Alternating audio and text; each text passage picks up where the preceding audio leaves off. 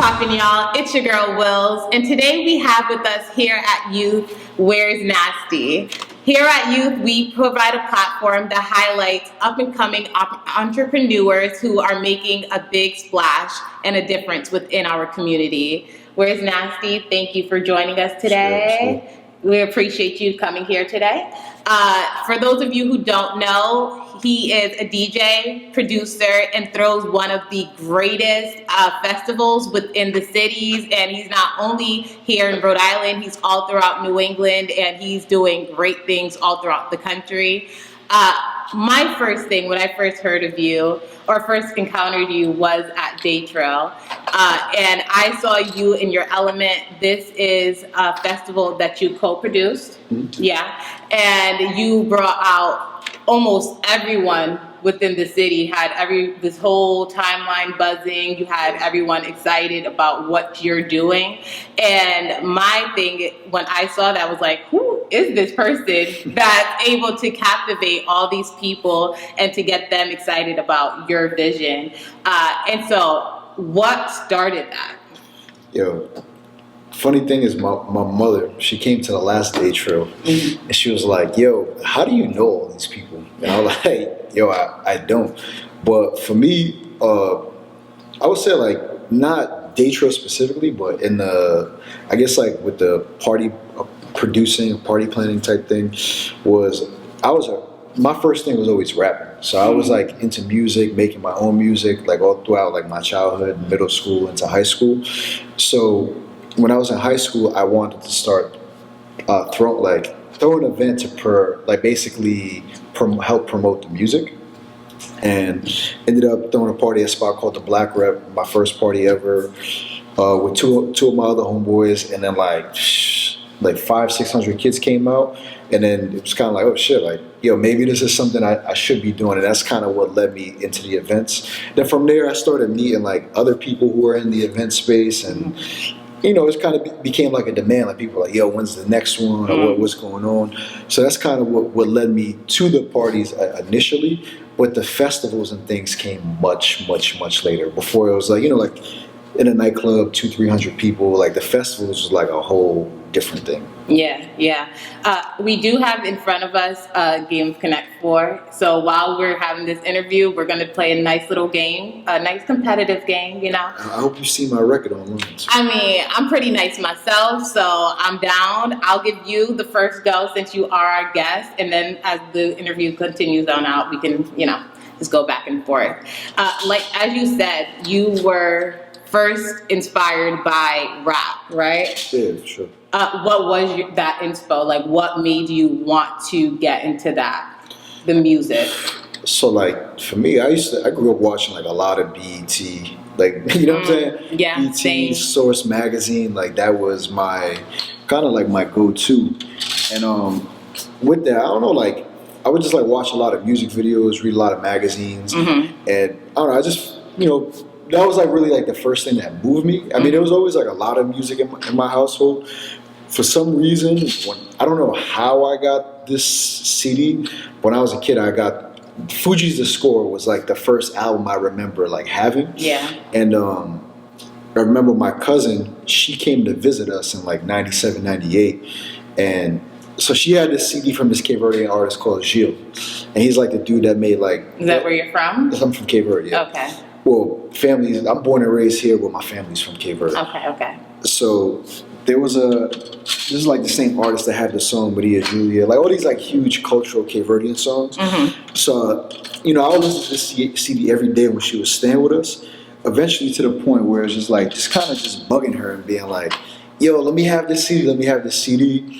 And we ended up, she was like, all right, I'll let you have that CD if you trade me for the Fuji CD. So then that ended up becoming like my introduction to like Cape Verdean music. So from there, you know what I mean? Or at least like the first thing that I could really remember. I love that you said that, because there was an exchange that took place, you know, in your music taste and like you exploring what it is that you love about music. Have you seen that exchange take place, like with the work that you do continuously? Yeah. I mean, like in April, this past April in 2019, I was able to go to Cape Verde Islands to play a gig, and that was like just off the strength of meeting somebody that when I went to go visit my mother when she had moved back to Cape Verde, it was like, yo, you got to meet this dude. He's like you, but like in Cape Verde. I'm like, you know what I'm saying? Like, I thought I was me in Cape Verde. yeah, so they're like, yo, you gotta, you know what I'm saying? You gotta link up with this dude. You gotta link up with this dude. Like, yo, he's good people, and you know, whatever. Like, so I go and link up with him. That was like my homie DJ Fonzie, and then apparently, like, yo, we just hit it off like off the rip, and there was a lot of intersection and overlap in the things that we do. So it's just interesting to see like with that, like how I have kind of become a resource for him. Like even another one of my partners that I work with is this guy Orlando Cachupinha, who was the owner of Tantric. So we, you know what I mean, like just being tapped in that community. DJ Lefty, Lights Out DJs. So like for me, like what I try to do, like especially like in the production of music that I make, is like I'll take records that are like hot in like the American space and say, well, oh shit, this song is not really resonating in the Cape Verdean market, or like Afro beats or whatever, reggae, and try to figure out a way to make it fit in. You know what I'm saying? Yeah. So like, or like vice versa, like I'll take a song that I know, like for example, like when I did the Beyonce Formation remix, like for Cape Verdeans, Kududu, Afro House, like that shit been huge forever. Like that's really what the music has sounded like for like the last like 5 to 10 years. In the US, like Afro House is not really a thing, but we really listen to like Afro beats. So what I was doing was like, oh shit, like yo, this Beyonce record is huge, but you're not gonna hear this in a Cape Verdean club. So how can I make this fit in that space? And that's what I did, like kind of just threw like some Afro house drums on it, chopped up some sample parts of the song, and then that's what it became. That's really dope. I love that you also had mentioned that you're trying to get arts into the community. So how you do that is that, from what I just heard, you pretty much so try to use the elements that they already know and then infusing it with outside influences. Oh yeah, for sure.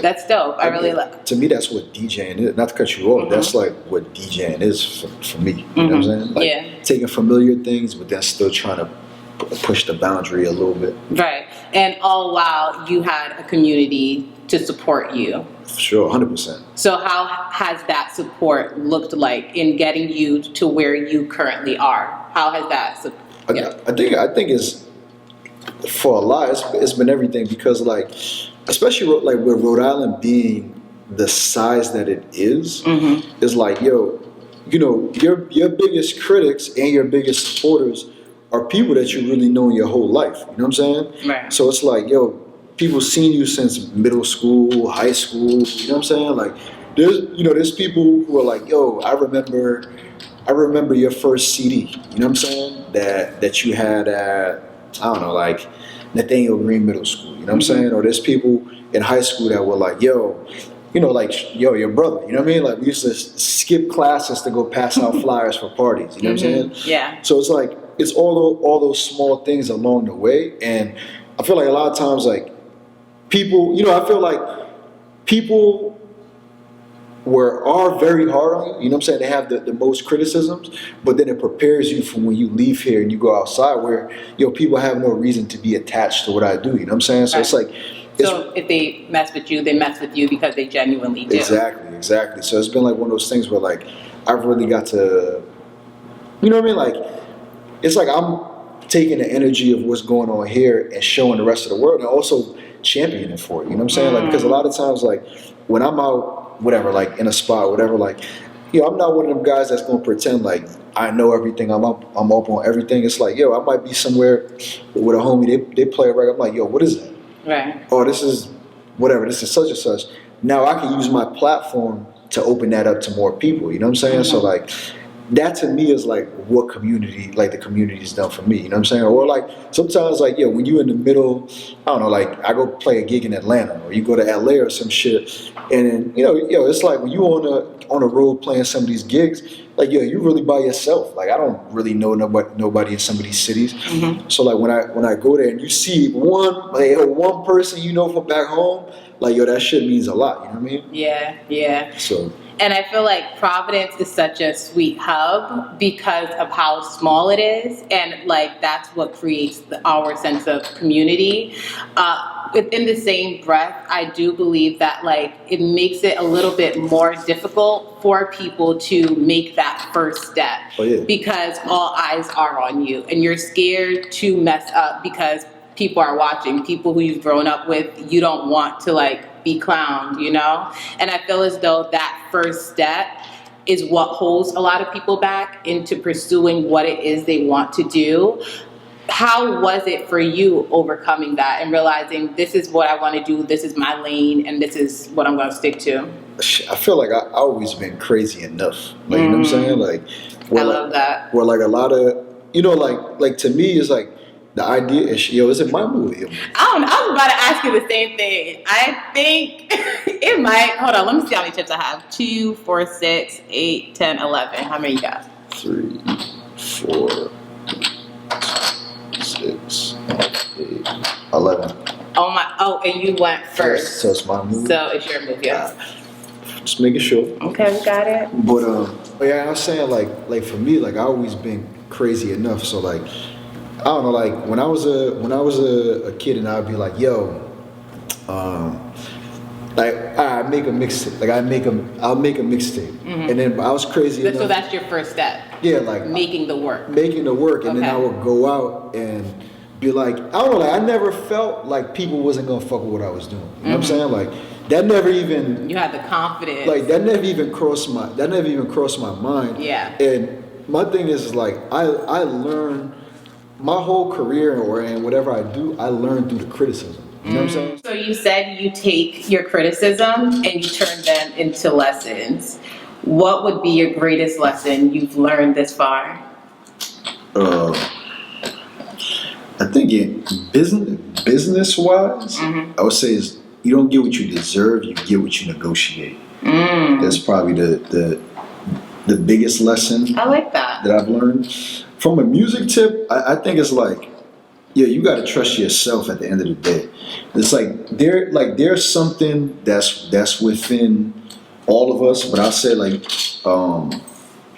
myself, like specifically that I feel, mm-hmm. that's what makes me special. You know what I'm saying? Mm. So the minute that you start to question that stuff or overanalyze that stuff, you're kind of taking yourself out of like what your gift is or what your element is. So I try not to. I don't know. It's like at the end of the day, I gotta do what feels right for me. You know what I'm saying? Because like if I listen to people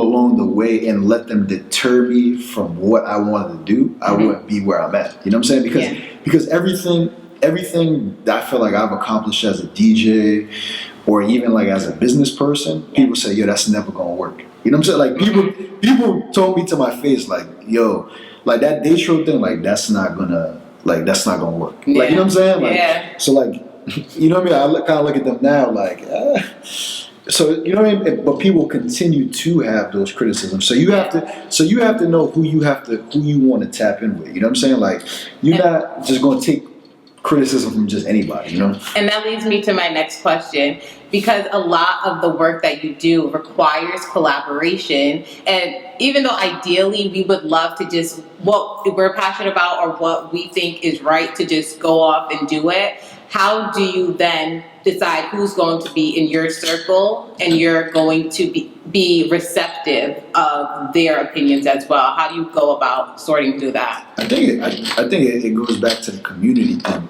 that you were talking about, because like for me, like I talk to, like I have a younger cousin in particular that always says to me, is always like, I'm on point, man. Yeah. But he always says to me, he's always like, yo, how do you build the team? How do you build the team? Mm-hmm. And I'm like, I think people are too focused with building a team rather than kind of figuring out what you need and then building around that. And like, and those people will draw themselves to you because of the type of work that you do. You know what I'm saying? Yeah. Like, I think like for me and my partner Sabrina, it was like, you know, yeah, we met as friends. You know what I'm saying? Like in Rhode Island. In Rhode Island, in college, like through another friend that we're doing radio shows. He brings her in, and then we start talking through that conversation. It's like, well, I think it would be dope to do this and do this. And then through those conversations, we realize like we have a vision, and then we start building around that. Then you start meeting people that's like, like you guys are from the kind of like the same tribe. Like you're like, I feel, you know what I mean? I feel with you. I feel or I see things the way you see it, and maybe I could add a layer to that. You know what I'm saying? Yeah. So like for me, that's really been my approach. Is like, I'm not going on fucking Twitter and being like, hey, who wants to join this project? Yeah, it's like to me, it's like I seek out the things that I'm looking for. You know what I'm saying? Like, yeah. It's like I'm not going to ask somebody who's not a photographer to be a photographer just because they're my friend. You know what I mean? Mm-hmm. And then coincidentally enough, it's like a lot of times those people that I ended up working in such close proximity with, they end up becoming some of my closest friends just because we into the same things, or like, you know what I mean? Like you share the same taste level or things like that. For people who see you now, who didn't, who haven't gotten the chance to see the full journey, they just see the finished product. Even though you're not a finished product, you're still there's more that's to come from you.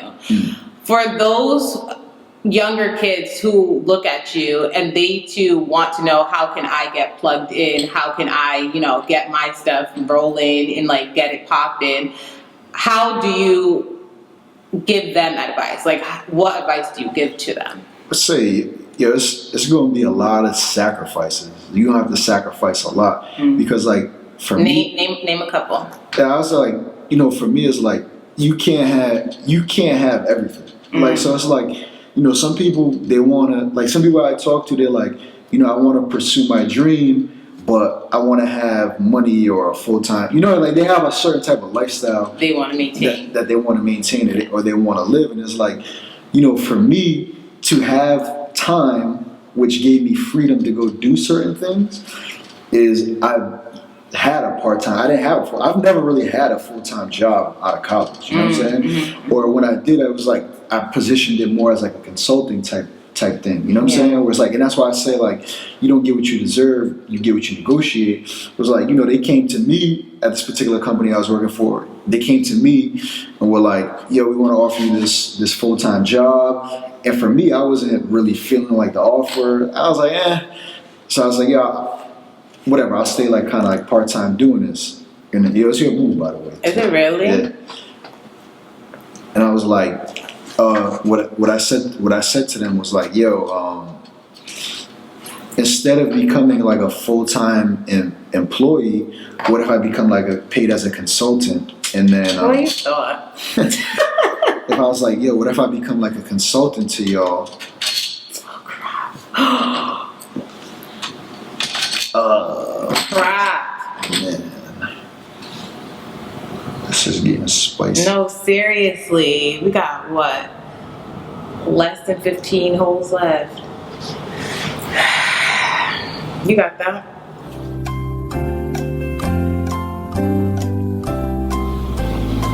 No, but they were like, like, what if you become, I was like, what if, can I be like a consultant?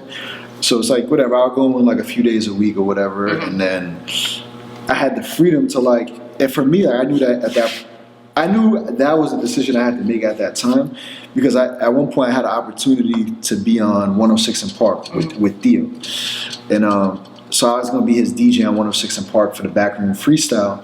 I go to like the general manager, I'm like, I can't work such and such day because I have to go do this thing at BET.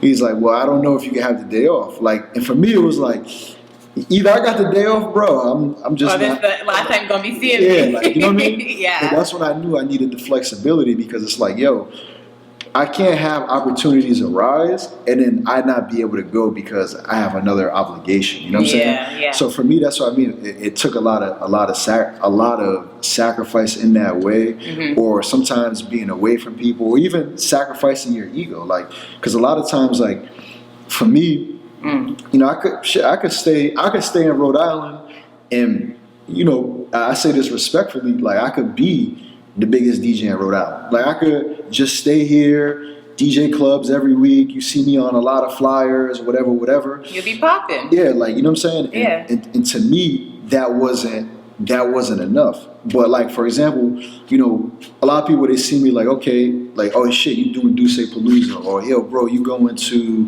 40-ounce bounce. What they don't realize is like sometimes like yo, you might see me on this bill with like all these artists. But yo, I might be the first DJ that DJ. I might like yo over here. I could throw a party that brings out 3,500 people, right? But then I might go to another city and I'm somebody that falls in the middle of the party. Yeah. And some people can't humble themselves. It's humbling, yeah. Like you know, what I'm saying? Some people would take that as disrespect, or like for me, it's like yo, I understand where I'm trying to get to. You know what I'm saying? Right. So this is not the end of it. This is just an opportunity in that journey. But I think some people, or like a lot of like younger people I talk to, they're like, ah man, fuck that. Like yo, you put in all this work. You need to be this, and I'm like, I don't know. Like I have more patience than that. Yeah, like, you know what I mean? yeah. I feel like this generation of kids. Oh, you knew what I was about to do. Crap. All right. I feel like this generation of kids, they're more into instant gratification. And so they have these visions, they have these goals and dreams. But the thing is that the first opportunity to come their way, or any opportunity that comes their way, they're just so desperate. I don't want to use the word desperate, but hungry, eager, yeah, that they just accept it. And in the long run, they realize like, damn, I shouldn't have made that move. We see that with rappers signing these 360 contracts and like finding out they're in something that is taking more than what they're actually getting. And so it's like, how do you decide what's the right move? How do you decide, you know? I think who to partner with. I think the toughest part is that you have to learn the game, but at what cost? You know what I'm saying? So you have to think about that, where it's like, you know, a lot of people like sometimes you might like specifically like if you look at like the music industry or like the entertainment industry and stuff like this, where it's, you know, sometimes when you go, I don't know, you go partner, or you hear about these things about people going to partner with people, whether it be a rapper or a DJ or whatever. It's like, you know, sometimes, you know, you might be talented in what your skill set is, but that doesn't mean you're a good business person. You know what I'm saying? Yeah. So if somebody's coming to you with an expertise and they're going to help you make more money, then that will cost you a percentage of what you're doing. But I think it's also, you have to take the duty to learn that stuff, to understand that, because like if you just continue, if you can at least learn how to speak the language or understand what's going on, it's going to put you in a better position. But if you're not like trying to learn the game or see what's happening on the board, you're never going to be in a position where you can help other people or be in a better space yourself. You know what I'm saying? Yeah. So I think for me, like that's like the most important thing, is like you have to learn what the game is, because if you don't, like you're just gonna be out here moving willy nilly. You know what I'm saying? Right. And for that, I think that comes through mentorship. Has that been something that's been effective with you? Like, I've definitely had a lot of mentors, and sometimes mentors to me aren't even people that I talk to. Like, you know what I'm saying? Like, just by you existing and me being able to watch what you're doing, like that, you know what I'm saying? Like, there's a lot of people that, like, you know, when I first came out doing parties, like, I knew how to replicate a party flyer because I saw other party flyers. You see what I'm saying? Yeah. So like that was my reference point. Like I didn't have an ability to go talk to the person and say, hey, like how did you do this? It's just like, that's what it looked like. And then I Try it out. I figured out the process through there. Yeah. And then, when I finally have the chance to talk and meet some of these people, is it your movie? It's your movie. I bet. When I finally had the chance to like meet and like talk to some of these people, for me it was just like a whole different type of energy, because it's like now I can ask specific questions. It's like, I've done the research, but I've had people from Don King, who owned the Black Rep and then ended up open FET locally, Lizzie Arugio, who works for the city of Providence, all the way to like I look at what people like Joe Freshgoods are doing, or I look at like Master P, I look at Dame Dash, like I listen to these people's interviews, and it just makes me think. You know what I'm saying? Like, especially now, I feel like there's so much information on the internet that we kind of take for granted. You know what I'm saying? Like we don't realize like there's all this information on the internet, and like what content are we consuming? You know what I mean? Yeah. Like it's like, we could be out here like finding all this information, people telling us their stories, but we watching like this dumb shit. You know what I mean? So I kind of think about that. Like I've had a lot of mentors that have sat down and kind of gave me the blueprints, but I've also had people that's just like, oh damn, like I saw you do that. Maybe you did something wrong, so I'll avoid that. Or like, oh shit, maybe I should try to move in that way. You know what I'm saying? Yeah. So I study people a lot, like a lot. Who would be your top 3 point of references? It's crazy. I know that's a loaded question, so I'm gonna give you a second to like. I would say like when I was like first starting off, like locally or regionally, is like you have something like C&J Records, which was like CR the Beast, Chachi, Swanati, like all those guys. Like they had. I met Chachi at Youth in Action. Yeah, Chachi's that dude, man. Yeah. So they had they had a record label, and this is like late '90s, early 2000s. So I always say like I learned at a very young age how to hustle because of them. Like they had CDs, they had flyers, they had all those things. So that was like my blueprint and what I emulated locally, because you would hear about like Master P and all these other people doing all this stuff, but I got to really see them guys doing that. Like the city. Yeah, like they had a studio, they had all these things. So like for me, that was the barometer for everything. You know what I'm saying? So I definitely say them. Another person I would say is Todd Corals, that owns the retail chain Expressions. Okay. I worked for Expressions for a long time, doing like marketing and stuff like that, and like helping with some clothing buying way back. And just to see like where he's from, to have that many stores and that much influence, like like I remember like Kanye would be going on these whole rants talking about Mark Parker and all these people, and I really got to meet these people because of him. Like you know what I'm saying? So like for me, like I really saw like, damn, like you turn one store into all of this. So I definitely say him. Super dope. And then I don't know. Then the third person I would say is a bunch of different people. Like my friends, my partner. You know what I mean? Like someone like Sabrina has taught me a lot about like organization. You know what I'm saying? So like looking at like those type of things. Yeah. Somebody like my boy Whitey has taught me a lot about process. Somebody like my boy Hill has always been somebody that I can confide in for like as far as like reference points. Like so always being like, you know what I mean? Like he's always somebody that's like, like our taste levels have always matched. So it's like he's somebody I know if I show him something, he's gonna be like, oh, this is it or this ain't it. You know what I'm saying? Yeah. Shit, people like Cam, like just on the music tip, like you know what I mean? That's gonna ask you 1,000,001 questions. That's gonna make you think about the process. Yeah. Then I have like other homies that's on the team, like somebody like we talked about earlier, Big J, like that. They come with a whole new perspective. So it's always making me like think.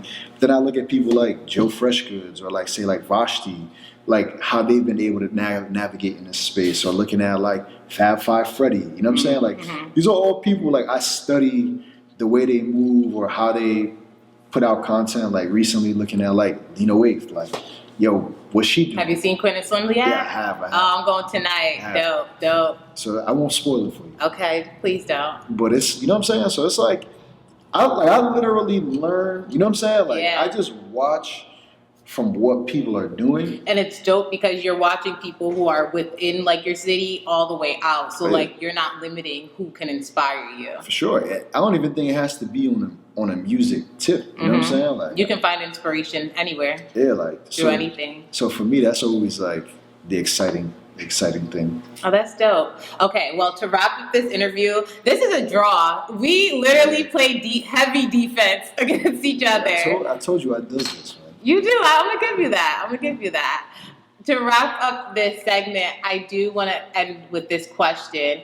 What would be the advice that you give your younger self? So when you got the vision and you were like, this is what I want to pursue, what would be the advice standing here today that you would go back and tell yourself? Yeah, just keep sucking in your basement. Like, you know what I'm saying? Like, keep sucking in your basement. Yeah, because I think people are, like, a lot of times, like, I talk to, like, and it's like on a DJ tip or like starting like a company or something like that. Or I'll say specifically like DJing, like people will reach out to me like, yo, bro, like I just got my stuff, man. Like I'm trying to get some gigs. And I'm like, yo, man, you know, I sucked in my basement for a long time.